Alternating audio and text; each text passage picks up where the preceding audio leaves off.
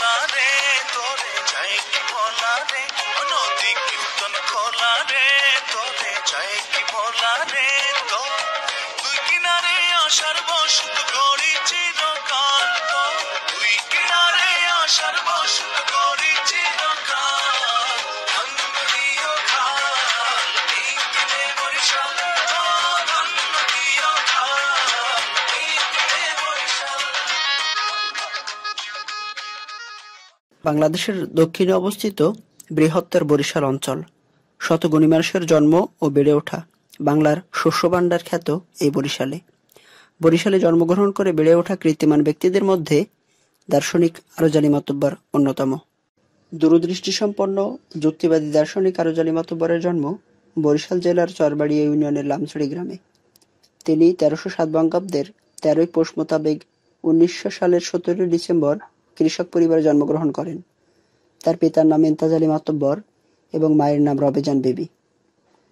বরিশাল শহর থেকে 6 মাইল উত্তর পূর্বে কীর্তনখোলা নদীর পশ্চিম তীরে বরিশাল সদর উপজেলাধীন লামছড়ি গ্রাম। 1855 সালের আগে লামছড়িতে কোনো গ্রাম বা বসতি ছিল না। 1855 থেকে 56 সালের দিকে একদল কৃষক লামছড়িতে এসে আবাদ শুরু করেন। সেই কৃষক দলটির নেতা ছিলেন আরজালি মাতুব্বরের পিতামহ আমানুল্লাহ মাতুব্বর। আরজালি মাতুব্বরের বয়স যখন 4 বছর তখন তার বাবা মারা যান। মৃত্যুর সময় 2টি টিনের ঘর আর 5 বিঘা আবাদ জমি রেখে যান। পরিবারের সদস্য রেখে যান 3 জন: স্ত্রী রবেজান বিবি, কন্যা বিবি কুলসুম আর পুত্র আরজালি। পরপর কয়েক বছর বন্যায় ফসল নষ্ট হলে বিপর্যয়ের মুখে পড়ে যায় আরজালির পরিবার। লাকুটিয়ার রায় মহাশয় ছিলেন লামছড়ির অধিবাসীদের জমিদার। অভাবের কারণে খাজনা দিতে না পারায় জমি নিলামে তুলে দখলে নেয় জমিদার। রইল শুধু ঘরের ভিটে।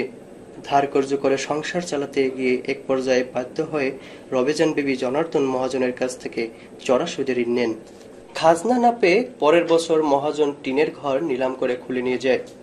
খোলা আকাশের নিচে শূন্য ভিটায় কেটে যায় কয়েকদিন পর আত্মীয় স্বজন ও প্রতিবেশীরা ছোট্ট একখানা ঘর তুলে দেয় শূন্য ভিটায়। সেই ঘরের প্রস্থ ছিল 4 হাত, দৈর্ঘ্য ছিল 5 হাত। প্রয়োজনীয় জিনিসপত্র রাখার পর যে জায়গাটুকু থাকতো তাতে হাত পা গুটিয়ে ঘুমাতে হতো। ঘুমের মধ্যে পা মেললেই মাটির কলস পড়ে গিয়ে বিছানা ভিজে যেত, নয়তো ভাতের হাঁড়ি থেকে সব ভাত মাটিতে পড়ে নষ্ট হতো। সেদিনের ঘুম তো নষ্ট হতোই, যেদিন ভাত পড়ে যেত সেদিনের সকালের খাবার আর জুটত না। পরিবারে একমাত্র উপার্জনক্ষম ব্যক্তি ছিলেন তার মা রবেজান বিবি। তিনি প্রতিবেশীর বাড়িতে কাজ করে টেনে টুনে সংসার চালাতেন। দার্শনিক আরজালি মাতুব্বর উচ্চ ডিগ্রিধারী কোনো মানুষ ছিলেন না। প্রথমে লামছড়ি গ্রামে কাজেম আলী সর্দারের বাড়িতে মুন্সি তাহের আলীর মক্তবে স্বরবর্ণ আর ব্যঞ্জনবর্ণ শেখেন। বছরখানেক পরে সে মক্তব বন্ধ হয়ে গেলে আব্দুল করিম মুন্সি আরেকটি মক্তব খুললেন। আরজালি সেখানে ভর্তি হলে আব্দুল করিম মুন্সি বলেন আদর্শলিপি বই কিনতে। আরজালি বইয়ের কথা মাকে বললে মা বলল, টাকা কই বাপজান? পাশের বাড়ির এক মুরব্বী তাকে একখানা আদর্শলিপির বই কিনে দেন। এরপর বাল্য শিক্ষা, কায়দা, আমপারা কিনে দেন তার ভগ্নিপতি। আরজালি যখন 2য় শ্রেণীর ছাত্র, সে বছরই মক্তবটি বন্ধ হয়ে যায়। এর সাথেই তার প্রাতিষ্ঠানিক শিক্ষার ইতি ঘটে। কিন্তু তার পড়াশোনা থেমে থাকেনি। 17 বছর বয়সে তিনি ঘরের মাচায় 1 বস্তা বই খুঁজে পান। সেগুলোর মধ্যে ছিল 6ষ্ঠ শ্রেণীর সকল পাঠ্য বই, ভারতবর্ষের ইতিহাস আর বেশ কিছু পুঁথি সাহিত্য। বইগুলো তার কাছে ছিল রত্নের চেয়েও দামি। বইগুলো ছিল সম্ভবত তার ভগ্নিপতি মোল্লা হামিদের। এরপর নিজ দায়িত্বে ধাপের পর ধাপ অতিক্রম করে দ্বাদশ শ্রেণী পর্যন্ত পড়েছেন, কিন্তু বিএ শ্রেণীর বই সংগ্রহ করতে পারেননি। 1935 থেকে 36 সাল নাগাদ তিনি দ্বাদশ শ্রেণীর বই পড়া সম্পন্ন করেছিলেন। প্রায় 40 বছর পর 1973 সালে তার সেজ ছেলের সাথে আরজালিও বিএ সিলেবাস সম্পন্ন করেন। পাঠ্যপুস্তক পড়া শেষ হলেও আরজালির লেখাপড়া বন্ধ হয়নি। তিনি তার 86 বছর বয়সের 70 বছরে লাইব্রেরিতে কাটিয়েছেন পড়াশোনা করে। জ্ঞান পিপাসা মেটানোর জন্য বরিশাল পাবলিক লাইব্রেরিতে 14 মাইল হেঁটে এসে বই পড়তেন।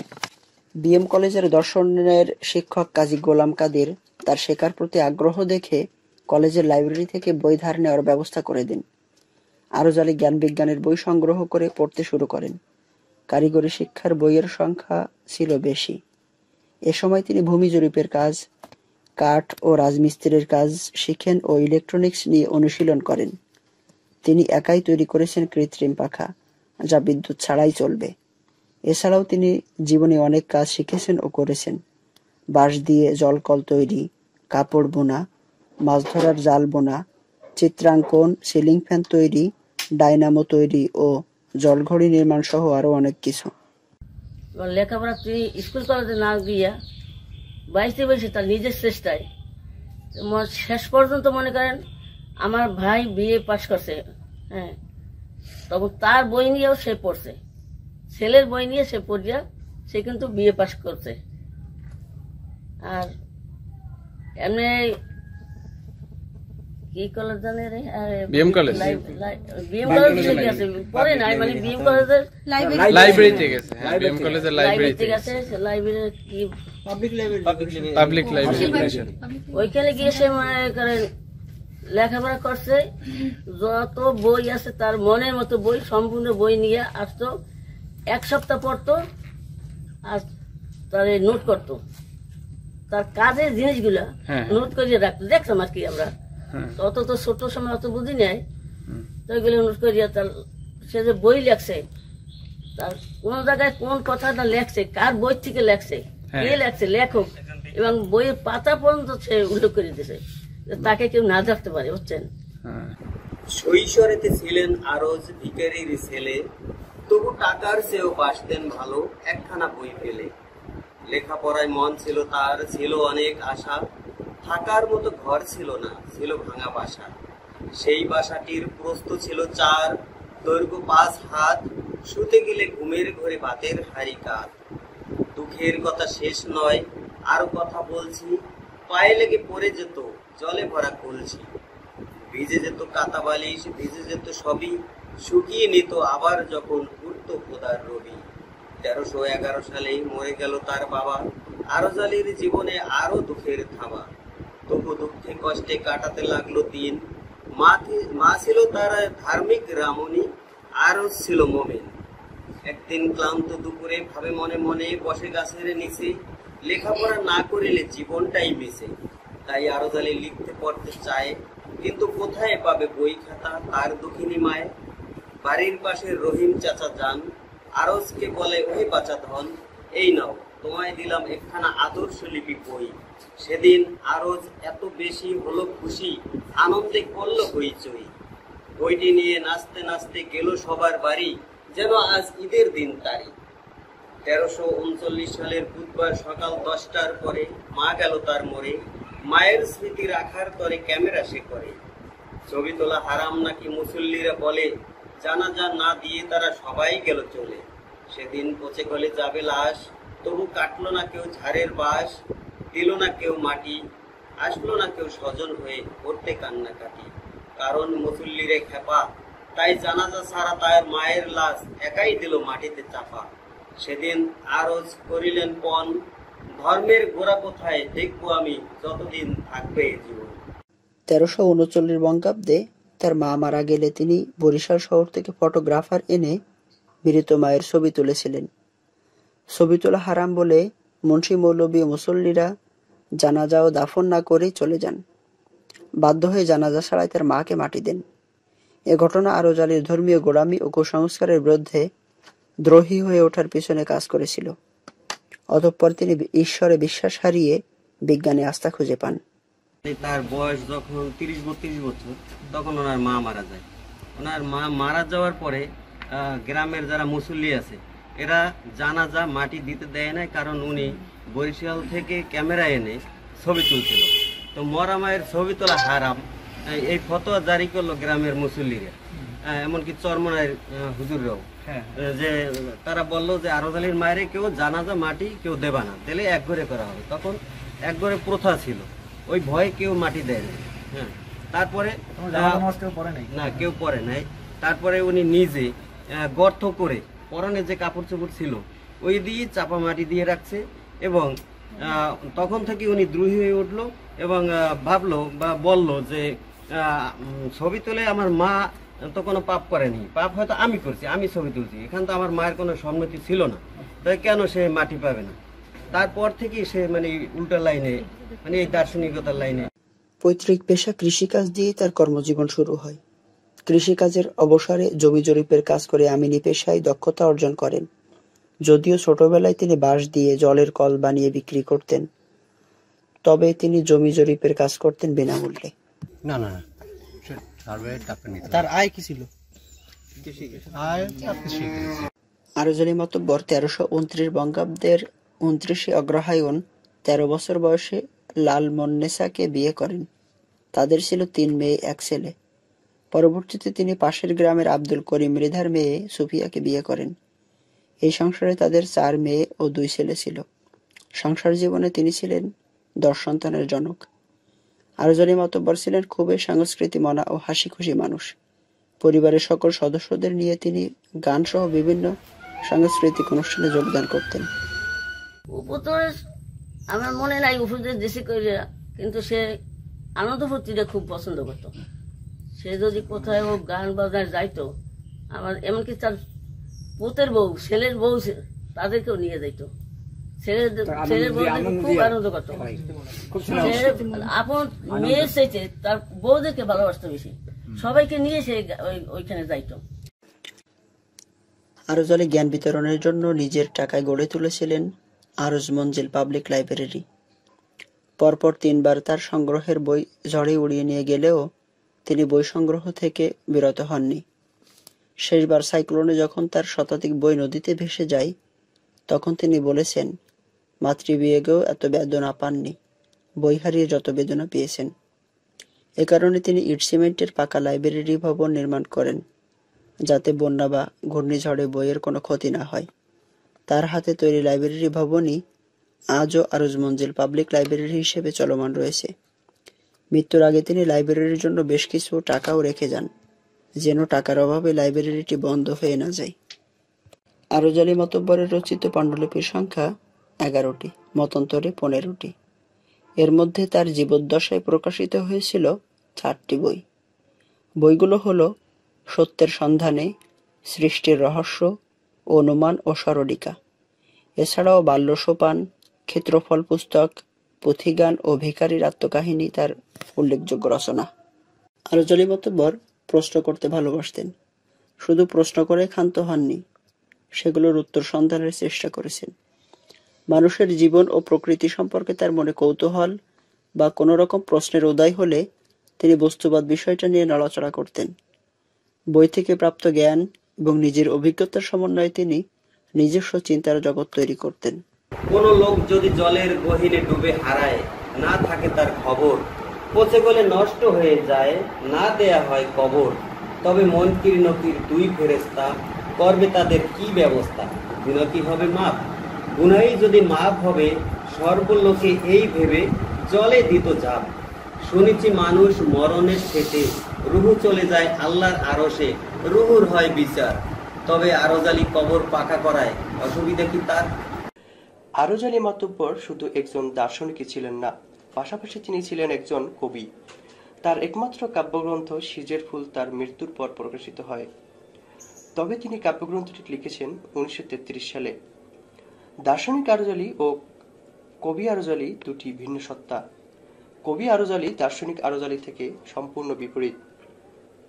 তার কবি সত্তার মধ্যে আছে একটি ধর্মীয় জগৎ, যা তার দর্শন চিন্তার সাথে সাংঘর্ষিক।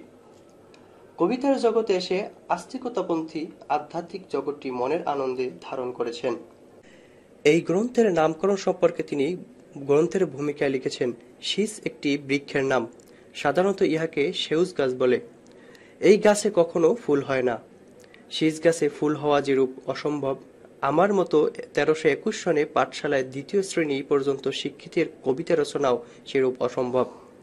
তাই এই কবিতাগুলোর নাম রাখা হলো সিজের ফুল, অর্থাৎ মূর্খের কবিতা। শিশু শীর্ষক প্রথম কবিতায় তিনি বলেছেন, এহেন শান্তি কোমল কান্তি দিয়েছে তোমায় যেইজন, তার চরণতরি স্মরণ করি ওই দিকে যেন থাকে মন, শেষের দিকে অধম জনে পার করে যেন নিরঞ্জন। কবি শিশুকে সেই মেটাফিজিক্যাল জগতের অধিকর্তা নিরঞ্জন রূপ সত্তার হাতে সঁপে দিয়েছেন। অসীম দান কবিতায় এই নিরঞ্জন তথা নিরাকার সত্তাকে কবি এমনভাবে বন্দনা করেছেন যেন এই সত্তাই তার ফিজিক্যাল পজিটিভিজমের সকল জগৎ, জ্ঞান ও অস্তিত্বের মূল মালিক। স্রষ্টা সম্পর্কে খুব ভক্তি ও আবেগের সাথে বলেছেন, হে বিভু তব অপরদান, প্রকৃতি বক্ষে জীবের প্রাণ, বরিশন করি করুণা সুধা, হরিষ জীবের কৃষ্ণা ক্ষুধা। এখানে তিনি জীবের প্রাণকে ঈশ্বরের দান বলে শুধু স্বীকারই করেননি, বরং এজন্য তিনি ঈশ্বরকে যথারীতি ভক্তি ও শ্রদ্ধা নিবেদনও করেছেন। বিধির বিধান কবিতায় তিনি ঈশ্বরকে বিভো ও বিধাতা নামে অভিহিত করেছেন। ঈশ্বর কবিতায় তিনি এই সত্তাকে ঈশ্বর ও ভগবান এবং অভিনন্দন পত্র কবিতায় কৃপা সিন্ধু নামে অভিহিত করেছেন। মাতৃবিয়োগ কবিতায় তিনি সরাসরি বলেছেন, আরজ কয় উদ্ধারীয় হে খোদা তার পরকাল। অর্থাৎ সিজের ফুল কাব্যগ্রন্থে তিনি স্রষ্টাকে মেনে নিয়ে শ্রদ্ধা নিবেদন করেছেন। ৮০ বছর বয়সে ইট, বালু, সিমেন্ট ও শ্রমিক এনে নিজ দায়িত্বে কবর পাকা করেছেন। নিজের নখ, দাঁত, চুল সেখানে কবর দেন। তিনি জীবিত থাকতেই তার নিজের নামে এলাকার মানুষদেরকে জিয়াফত খাওয়ান। এবং সেদের নখ, চুল, দাড়ি, দাঁত এগুলো রাখছে। যে সময় দাঁত পড়ছে ওই দাঁতটা রেখে যেত। একদিন হঠাৎ করিয়া আমার সবারই ডাকে ওইগুলো নামাইছে। এই গ্রামের তো উঠান আছে না, উঠানে নামাইছে। নামাইয়া তারা বলছে এইগুলো পরিষ্কার করো তোমরা হাতে হাতে।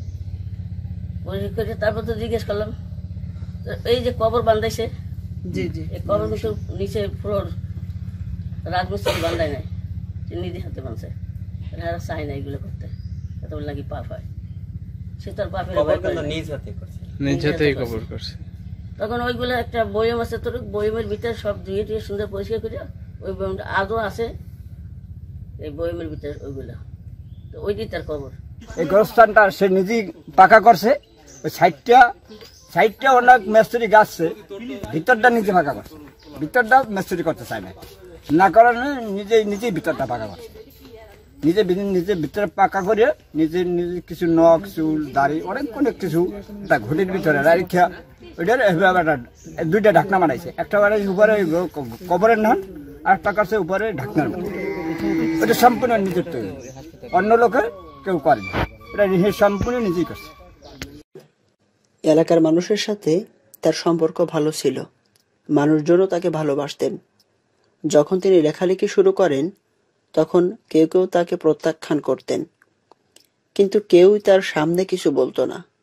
এমনকি কেউ তার কোনো ক্ষতি করেনি। বর্তমান মানুষজনও তাকে একজন ভালো মানুষ হিসেবে শ্রদ্ধা করেন। চরমনার মরহুম পীর ফজলুল করিম বলেছিলেন, আরজালির হাত পড়লে 100 খুন থেমে যায়। একথা তিনি বলেছিলেন জমি জরিপকে কেন্দ্র করে। কারণ যখন থেকে আরজালি জমি জরিপ শুরু করেন তখন থেকেই জমি সংক্রান্ত বিবাদের সংখ্যা উল্লেখযোগ্য পরিমাণে কমতে থাকে।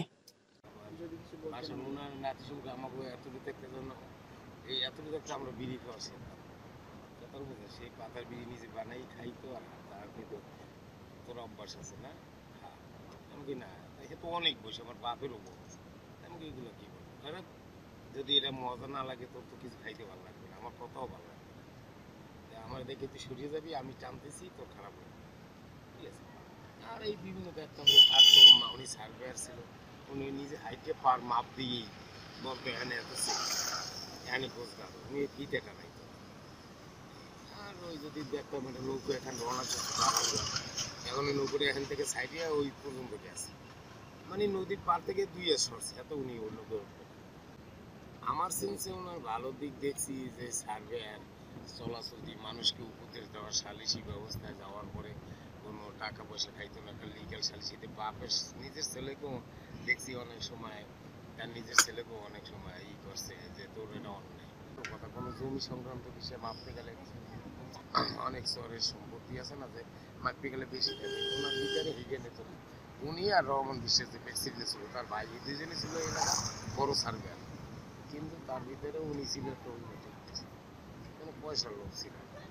এই এলাকার সম্মানীয় ব্যক্তি যারা ইমাম সাহেব, হাফিজরা, তারা তো ওনার সাথে সালিসি করছে, পড়ছে, খাওয়া দাওয়া করছে। এই কিন্তু ওনার একটাই আমার জীবনে আমি দোষ দেখছি, উনি আপনি দাওয়াত দিচ্ছেন যে আমার বাড়িতে কালকে দুপুরে 4টি ডাল ভাত খাবো, ওখানে আপনি মুরগি পোলা খাওয়াইতে পারেন। হ্যাঁ, আপনি আমাকে দাওয়াত দিচ্ছেন কি জন্য? শুধু ডাল ভাতের কথা বলছেন না, এখন গোস আনছেন কেন, মুরগি আনছেন কেন? আপনি আমাকে বলছেন যে মুরগি খাওয়াবেন, গরু গোস খাওয়াবেন, আপনি আমাকে ডাল ভাত বলছেন, ডাল ভাতই। আর যদি ওনাকে কেউ দাওয়াত করতে হয় তাই সূক্ষ্ম মতন ক্লিয়ার কথা বলা লাগবে যে আমি আপনাকে এই ব্যবস্থা করবো। ওনার থেকে আমি কোনোদিন মিথ্যা কথা শুনি। উনি নামাজ পড়ে ওনার জীবন থেকে উনি কোনদিন সবসময় মানুষকে ভালো উপদেশ দিতেন। খুব ভালো এলাকার মানুষের সেবা করতো। অত্যাধিক ভালো লোক আনলো আমাদের আসলে আমাকে ওই খাবার না কিছু খাবো। আমরা জানতাম যে আমাকে জানলে আমরা একটা সিগারেট বিড়ি খেতাম, ওই ইজেল পাতার বিড়ি। কারণ এই আইলি একটা বিড়ি দিতে ওই বিড়িটা হাতে দিলে আমি বলি না চাচা আপনার তার খাইলে আপনার সম্মানীয় ব্যক্তি, এলাকার ভদ্র বিশিষ্ট লোক, আপনি একটা বিড়ি আমার খাইলে আপনার তার এটা বেয়াদবি না? না না না, এটা বেয়াদবি কিছু, যেটা খাবার জিনিস সেটা খাবো, ওটা তো কোনো বেয়াদবি না, আমার সম্মান আলাদাই। বিচার করছে এমন ভাবে কাজ করছে যেন আপনাকে এক পাক পানও খাইনি, আমি কাজ করছে সঠিক। আমি কবি যে ওনার পক্ষ করছে, ওনার ভাত খাইছে, ওনার পক্ষ করছে, ওনার বাড়ি পক্ষ করছে, যেটা না বলছে সেটা না। তিনি মরণোত্তর চক্ষু দান করেন এবং মেডিকেলের শিক্ষার্থীদের গবেষণার জন্য বরিশাল শেরেবাংলা মেডিকেল কলেজের অ্যানাটমি বিভাগে মরণোত্তর দেহদান করে যান। সে যে চক্ষু দান করছে, দেহ দান করছে, এগুলো আমাকে সবাইকে ডাকিয়া, আমার ভাই বোন যে কজন ছিলাম, বউরা, আমার আম্মু, সবার সামনেই সে বলছে যে আমি এরকম দেহদান করতে চাই এবং চক্ষু দান করতে চাই, তোমরা তোমাদের মতামত কি, তোমরা কি করতে। তার আমার আব্বার উপরে যেত আমরা কিছু কোনো কথা বলি নাই, সে যা বলছে ওই রূপে আমাদের ভিত্তি করতে হইতে হবে, এইটাই ঠিক, এইটা যে আমরা কোনো সময় আবাদ করি নাই। দেহদান তো করছে মেডিকেলে শেরেবাংলায়, আর চক্ষু দান করছে ঢাকা আই ব্যাংকে। তার চক্ষু দুইটা দেশে, দুইটা, একটা ছেলে একটা মেয়েরে, 17 বছর একটা ছেলে আর 7 বছর একটা মেয়ে। কবিতার নাম আরজ আলীর দেহদান। আরজ আলীর 3 ছেলে নয়ন, মানিক, কাঞ্চন। বাবাকে ডেকে বলে কিসের এত টেনশন? বাবা বলে শোনো তাহলে, একে একে দিন যায়, চলে আসে রাত্রি, আমি তো হয়ে গেছি মরণেরই যাত্রী। মরে যাব, পচে হব মাটির সমান, তাই ভাবছি নিজেকে করব মানব কল্যাণে দান। তোমরা যদি থাকো রাজি, উইল করব কাল কিংবা আজি। বাবা ছেলেরা বলে শোনেন বাবা যান, একমত আমরা, করতে পারেন দান। অবশেষে 5, 12, 81 সনে নিজেকে উইল করে দিল মানব কল্যাণে। চক্ষু দুটি করে দিল চক্ষু ব্যাংকে দান, প্রমাণ করিল সাহস বুদ্ধি দুটাই সমান। যদিও তিনি ঈশ্বরে বিশ্বাস হারিয়ে বিজ্ঞানে আস্থা খুঁজে পেয়েছিলেন, কিন্তু খুব অল্প পরিমাণে ধর্ম পালন করতেন। এমনকি ধর্মীয় নিয়মানুযায়ী তার জানাজা নামাজ আদায় করা হয়। উনি নামাজ পড়ছে কি, তবে আমার লাগে একদিন দেখছি পড়ছে, এটা আমি কিন্তু ওই 5 ওয়াক্ত মসজিদে আর পড়তাম শুক্রবার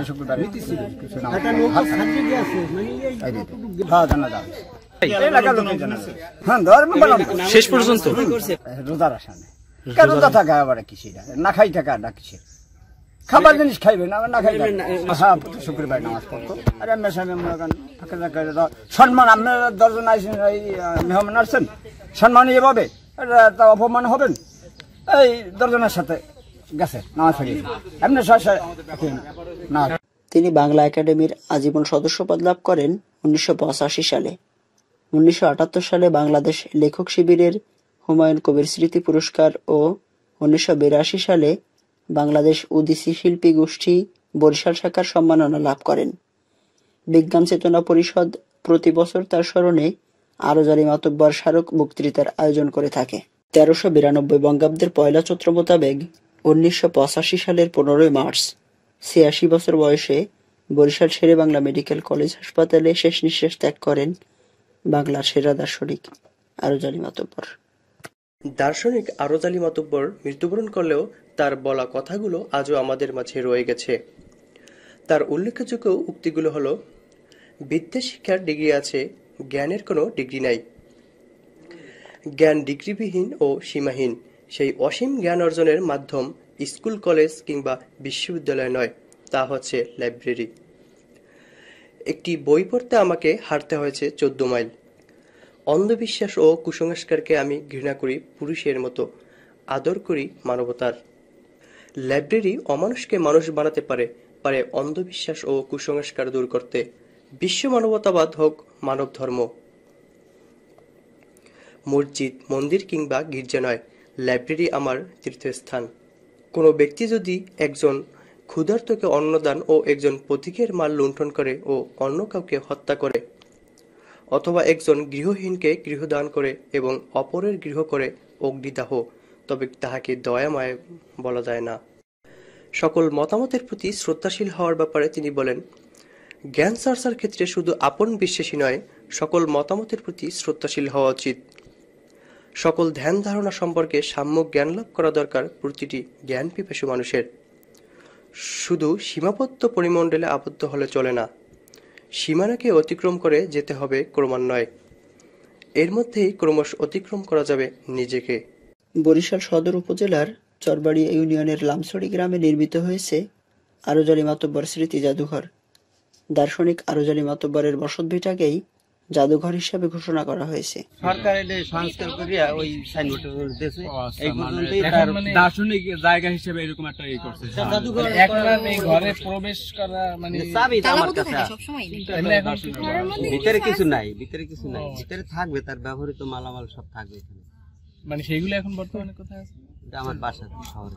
তার ব্যবহৃত মালামাল যে কিছু কিছু লাইব্রেরিতে আছে, তো ভালো ভালো জিনিস আমি রাখি না কেন, মনে করেন তালা যদি এটা নিয়ে যায় অনেক মূল্য। ভিতরে রাখতে হলে ভালো সুকেস, আলমারি এগুলি লাগবে। হ্যাঁ, ঘর আমি দিয়ে দিচ্ছি। ঘর জাস্ট এরকমই ছিল, একটু পুরানো হয়ে গেছে, রং টং করে এই করছে বা নতুন কাঠ দিয়ে করছে, কিন্তু জাস্ট এরকম ছিল আগের ঘরের ঘরে। ও যখন মানে ছোট ঘর ছিল এই বিড়িতে ছিল, এরকমই ছিল, যেরকম ছিল ওইটা মানে ওরা ক্যামেরা করে রাখিয়া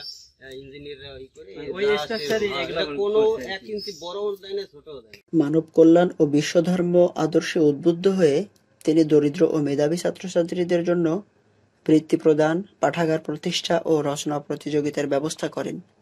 আরজ-আলী মাতব্বরের জন্মদিনে প্রতি বছর এখানে উদযাপিত হয় বইমেলা। প্রতি বছর 17, 18 ও 19 ডিসেম্বর এই বইমেলার আয়োজন করা হয়। তার বৃত্তি দিত, 8টা স্কুলে আমরা বৃত্তি দিতাম, সেই বৃত্তির টাকাটা সরকার থেকে আমরা পাচ্ছি না। তো 35,000 টাকা লাগে বাৎসরিক বৃত্তি। টাকাটা আমি এদিক সেদিক থেকে চেয়ে তারপরে বৃত্তিটা দিতে হয়, তো অনেক কষ্ট হয়। তো এইটাই পরিকল্পনা যেন সরকার টাকাটা দেয়, সরকার কাছ থেকে আমরা যদি পাই তাহলে বৃত্তিটা দিতে আমরা সুবিধা হবে। ওটার চেষ্টা চালাচ্ছি, ওটার জন্য জেলা প্রশাসককে মানে অবগত করছি যদি তিনি দেন। আমরা প্রতি বছর বইমেলা করি, তো এর আগে কিন্তু আমাদের কমিটিটা মোটামুটি দুর্বল ছিল, কিন্তু দুর্বল কমিটিতে আমরা বইমেলা বিশাল আকারে করছি। তখন ট্রাস্ট কমিটি ছিল না, লাইব্রেরিটা একটু বড় হবে এই ভেবে জেলা প্রশাসক সে বলল যে এখন আরজ-আলী ট্রাস্ট কমিটি আবার পুনরায় চালু করতে হবে। অর্থাৎ সে মারা যাওয়ার পরে ট্রাস্ট কমিটি বন্ধ করে আমরা নিজেরা একটা কমিটি করে দার্শনিক আরজ মঞ্জিল পাবলিক লাইব্রেরি নাম দিয়ে এটা আমরা কমিটি করে চালাইছি। কিন্তু ওই চালাবার পরে খুব বেশ ভালো চলছে। যখনই ট্রাস্ট কমিটি হলো তখন এই যে গত ডিসেম্বরে বইমেলা তারা করতে পারে না, জেলা প্রশাসক সাড়া দেয় না। তারপরে এটা সাধারণ সম্পাদক বর্তমানে হলো জেলা কালচারাল অফিসার, উনি এখনো এখানে আসেই নেই। লাইব্রেরি আমরা হস্তান্তর করছি কমিটির কাছে, কিন্তু সেই কমিটি একাত্র হয়ে এখানে ম্যাডাম মিটিং দেয় নাই বা কি করা লাগবে বা সামনে বইমেলা করবে কিনা এরকম তারা এখনো বলে না।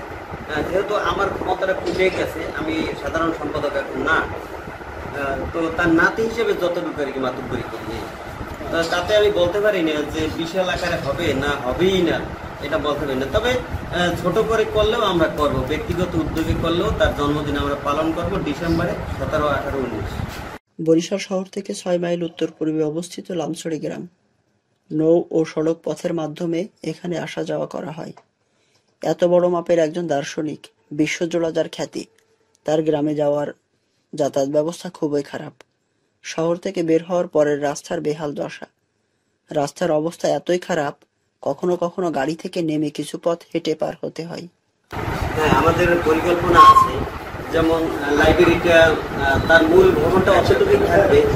এখানে 4তলা ভবনের জন্য আমরা একটা প্রপোজাল জমা দিয়েছি সাংস্কৃতিক মন্ত্রণালয়। ওখান থেকে পাশ হওয়ার সম্ভাবনাটাই বেশি। তো ওই ভিতরে 4তলার ভিতরে রেস্ট হাউস, অডিটোরিয়াম সহ আর কি আছে। তো আরো কথা হচ্ছে যে আমাদের এই রাস্তাটা খুব দুর্বল। এই রাস্তাটা যাতে হয়, এটা সরকারের কাছে আমি সবসময় বলি, অর্থাৎ যখনই মিডিয়া আসে মিডিয়ার কাছে আমি বলি রাস্তাটা আমি চাই যে রাস্তাটা হোক। রাস্তাটা হলে অনেক লোক আসতে পারবে। রাস্তাটাই সবচেয়ে বড় চাওয়া পাওয়া এখন। রাস্তা না হলে তো এখানে লোক আসতে পারবে না বা আসতে খুব কষ্ট। তো রাস্তাটা পাস করার জন্য আমি মন্ত্রণালয়ে চিঠি দিয়েছি। তারা মোটামুটি সাড়া দিয়েছে যে রাস্তাটা 18 ফুট করবে। হ্যাঁ, 18 ফুট রাস্তাটা হবে। 10 ফিট হওয়া ধরছিল, ওটা কাজটা এখন বন্ধ হয়ে গেছে। 18 ফুটের জন্য কিন্তু কবে নাগাদ ধরে ওটা বলতে পারি না। রাস্তাটাও হবে। এছাড়া প্ল্যান আছে, এছাড়া আরোজালি মাতব্বরের একটা ভাস্কর্যের দরকার। আমার আব্বার যে বই ছাপানো হইতেছে সেগুলো এখন পর্যন্ত আমরা পাই না, হাতে পান না এখন। না আমরা পাই না। লাইব্রেরিতে লাইব্রেরিতে অনুদান দেবে বা না। সাহায্য নাই, তো ব্যক্তিগতভাবে পারিবারিকভাবে তো আমরা পাই না। সে তো ওইখানে সবসময় যদি থাকে হ্যাঁ, সে তো বেতনের মধ্যে ধরা হয় নাই, অথচ সরকারি বেতনটা পর্যন্ত সরকার থেকে নির্ধারণ করে। বেতনটা দেয় না এখন পর্যন্ত। এই বিনা পয়সা তার একটা লোক, তার একটা মজুরিতে আছে। কত বছর হয়েছে? 2011 থেকে এই 11 আজকে 7 বছর 19 তো বেড়ে শেষ 9 বছর। 9 বছর। বিনা বেতনে ওইখানে থাকে। যে রাস্তা দিয়ে দার্শনিক আরোজালি মাতব্বরের বাড়ি যেতে হয়, সে রাস্তার এই করুণ অবস্থায় থাকাটা হতাশাজনক। জ্ঞানার্জনের স্বার্থে তার বাড়ি যাওয়ার রাস্তা সহ জাদুঘর ও লাইব্রেরির উন্নয়ন এখন সময়ের দাবি, যাতে মানুষ জানতে পারে ধর্মীয় কুসংস্কারের বিরুদ্ধে তার দীর্ঘ সংগ্রামের কথা।